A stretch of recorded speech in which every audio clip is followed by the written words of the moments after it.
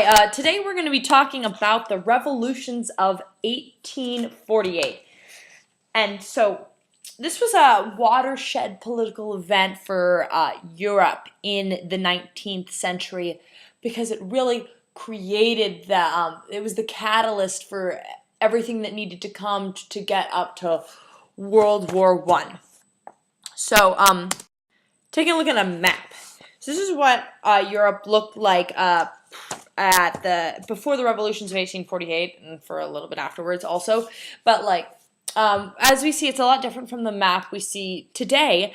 There is no Germany.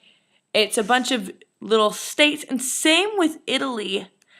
And we can see that Austria controls Hungary, and the Austrian Empire, and there's also Prussia is there, and there is no Poland but most of farther west the Europe looks like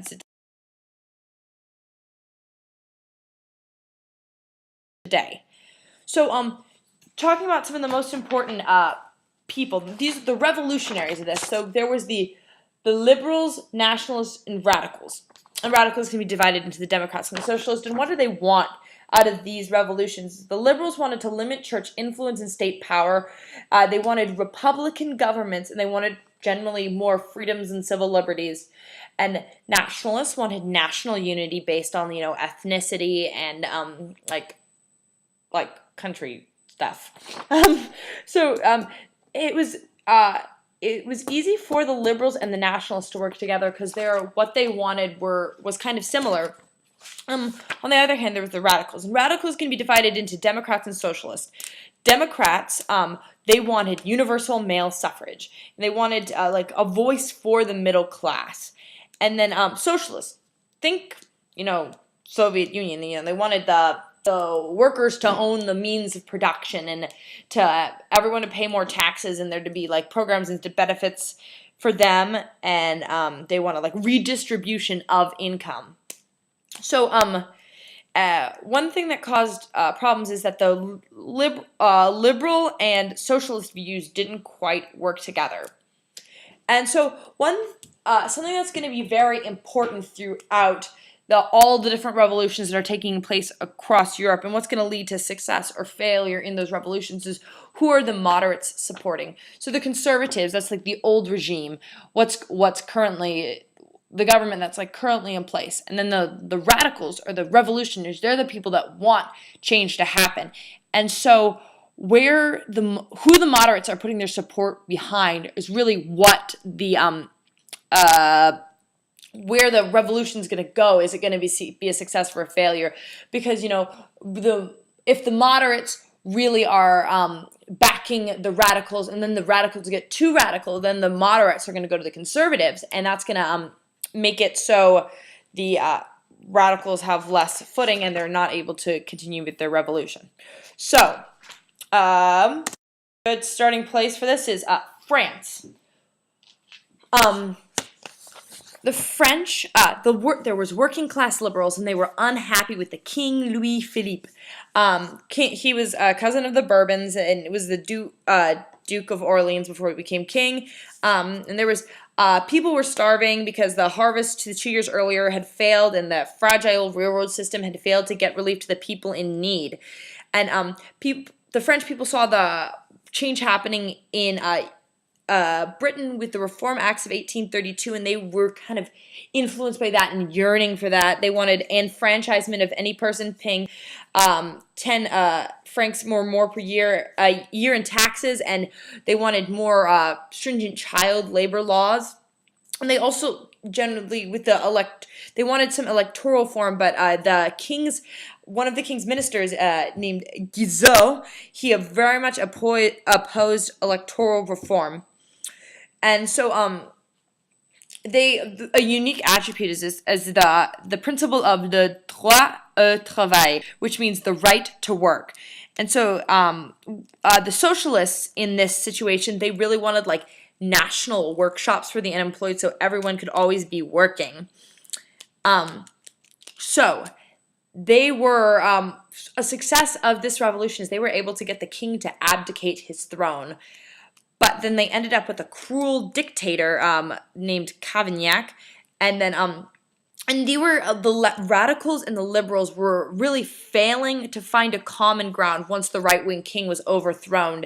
There was three major parties working in the revolution. There was the moderates, the liberals, and the socialists. And something that really impeded the revolution later on is that the revolutionary government was really weak and faced staunch opposition. So then Louis Napoleon III actually became emperor after a coup of the National Assembly because they didn't want him to run a second term. And he, even though he wasn't the Republican government that they originally wanted because he was an emperor, he actually got them some liberal reforms, and his economic reforms resulted in a healthy economy. So the liberal reforms were like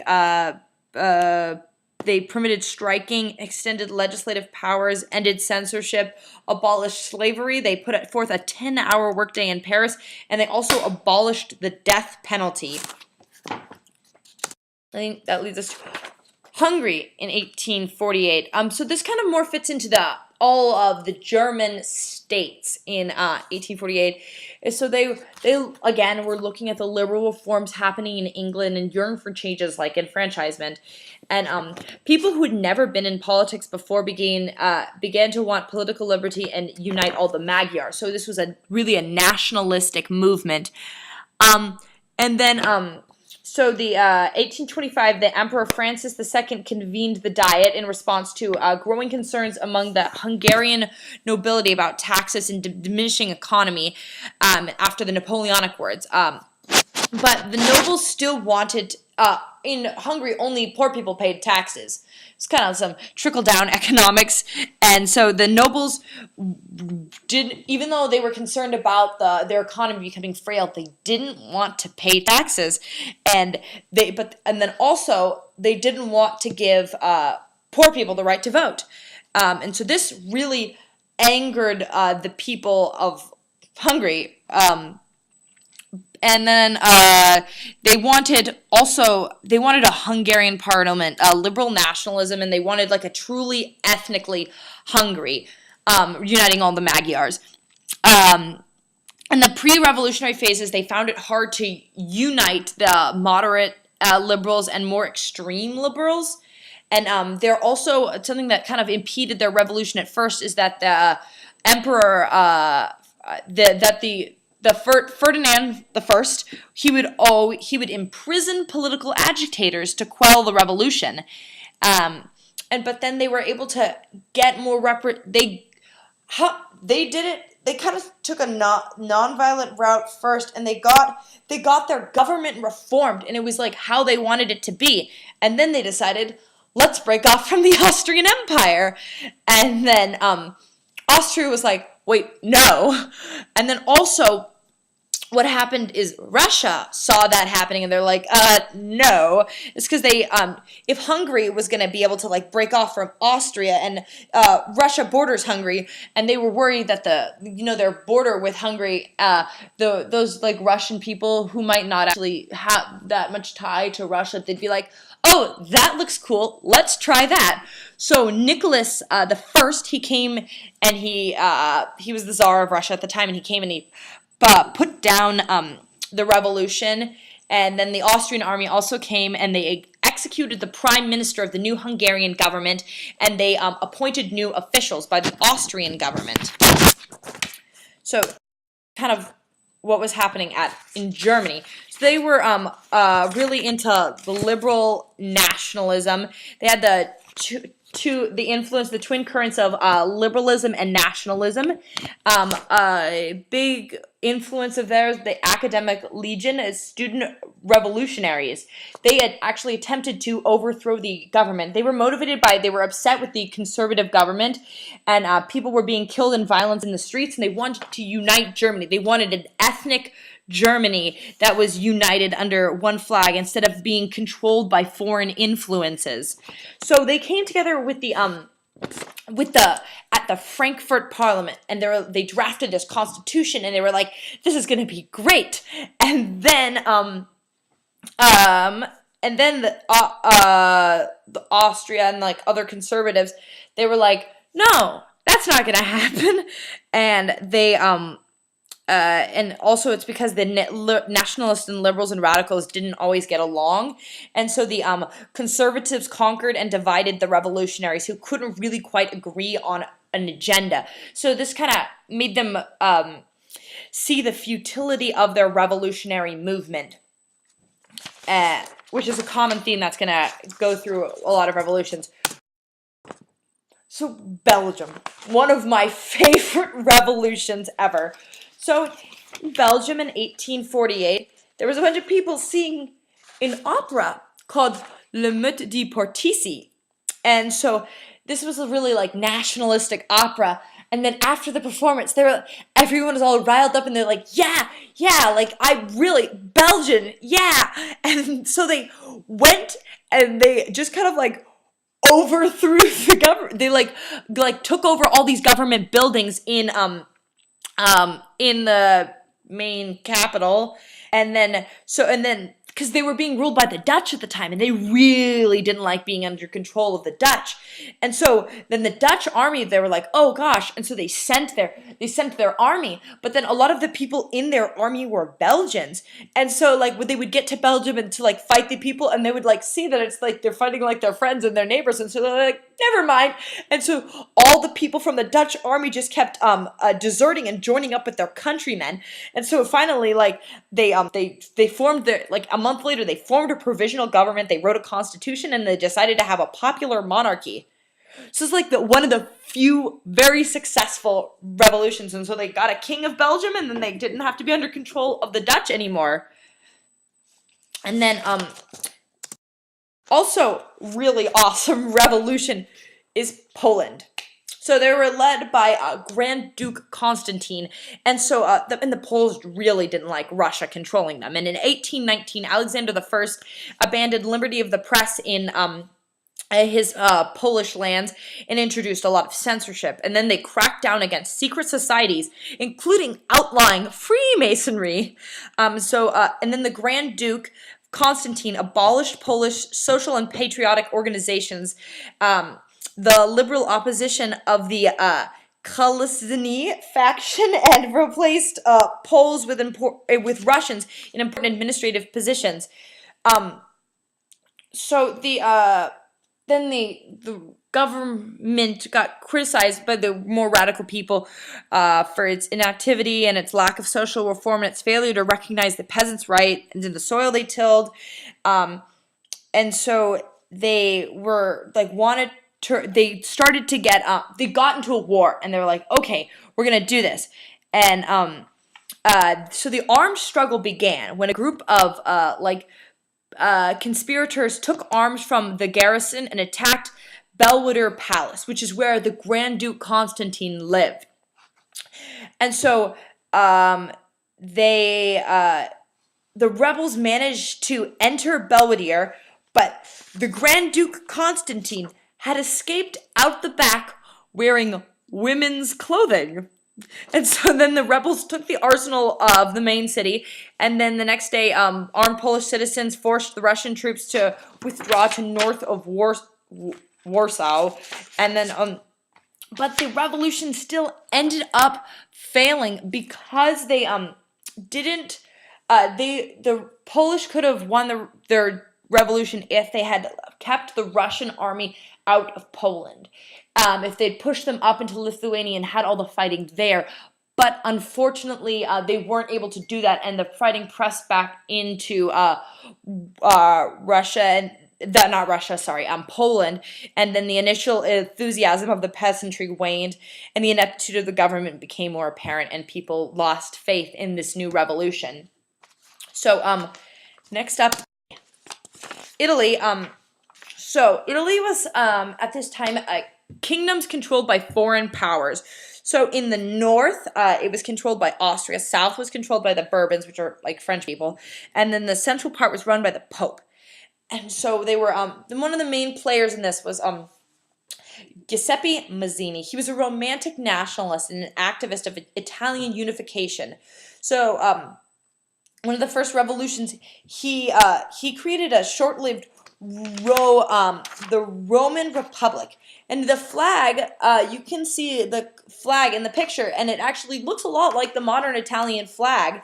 Um, and then Garibaldi worked. Giuseppe Garibaldi also worked in that revolution, and he was the sword of the of Italian unification, and he helped protect the Roman Republic. But it was but really a weakness of their revolution was that they each of the regions, like the north, south, and the central part, had their own revolution against the ruling party, and then all the countries that were controlling the north, south, and central part were so much stronger than the little revolutionaries. If the little revolutions had been able to come together and unite and fight against the like rulers, they might have been able to do it. Then it Pope the back to the Roman Republic. The Pope really didn't like there being the Roman Republic because that was his lands that they kind of just came in and took. So he called for help from other Catholic countries to like fight off the Roman Republic. And so France came in and Austria and everyone just came in and crushed the revolution. And but the thing is this didn't really crush completely nationalism in Italy. But it kind of set forth a growth of a different type of nationalism. They realized Garibaldi realized that romantic nationalism was never gonna work. But he needed to get some hold in the conservative side to be able to and to unite the liberals and the liberals and the conservatives and the moderates to be able to have a successful revolution. And so he decides that they're going to have an Italian king, and he picked an Italian king because a conservative monarchical nationalism could work. Okay. Oh, you may have noticed that in this so the slide so far, Britain and Russia have not had a revolution, and that's for very separate reasons. So Britain had what would have been the seeds of a revolution in their Chartist movement, and so they were led by Fergus O'Connor. I try to pronounce it wrong every time. So they were going to have this big meeting of the Chartist movement. Like 20,000 people were supposed to show up. This got all the people in the government really, really concerned. They were worried that like all these peasants or like lower class people were going to gather, and then they were going to be like, you know what, let's have a revolution. And they were just going to like march, because they were planned to like march from the Kennington Commons to the Parliament. But the thing is that the day when the meeting was supposed to happen, it started raining. And so, like, nobody showed up to the meeting. So, revolution didn't happen because it got rained out and nothing came of it. And then Fergus went insane 4 years later. But the Chartists did have, overall in England, they did have some effect. And they had the Reform Act of 1832, which had some very Chartist-inspired ideas, like universal manhood suffrage and vote by secret ballot in elections. And this is one of the main reasons that they avoided revolution, is because their government was willing to change to like meet what the people wanted, because they're like, we like having this monarchy thing. So instead of getting thrown out by the people, let's just let the people have what they want, which is, you know, a little bit of democracy and just some more rights.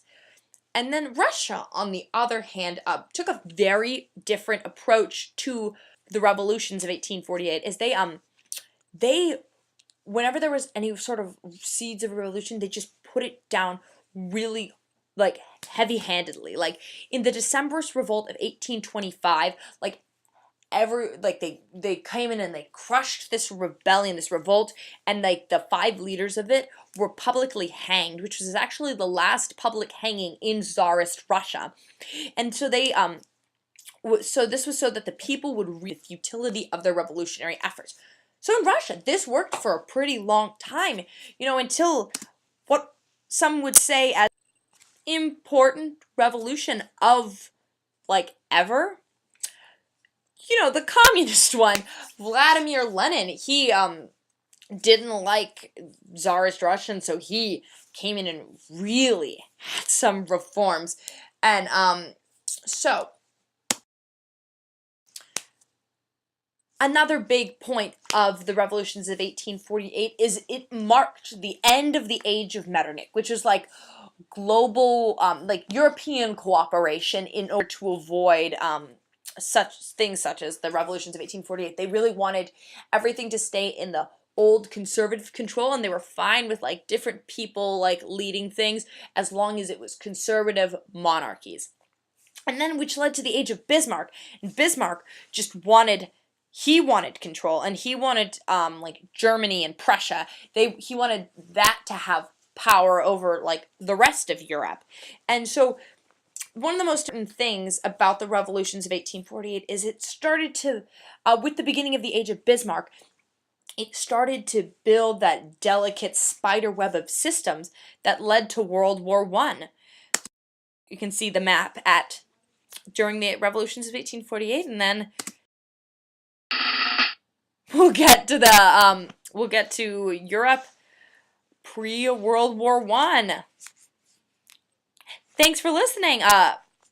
And next week, join us next week as we talk about the communist revolutions in Russia.